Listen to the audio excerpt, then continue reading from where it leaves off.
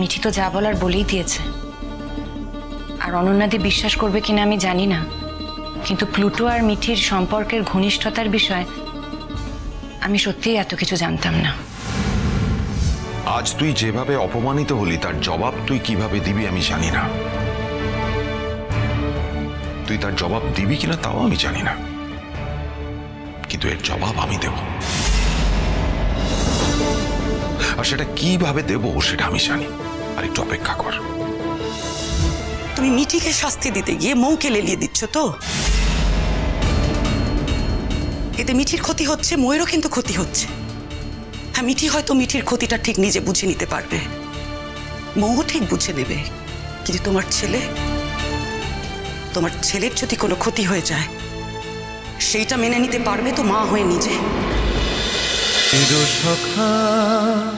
চিরসখা সোম থেকে রবি প্রতিদিন রাত ৯টায় স্টার জলসায় ও জিও হটস্টারে।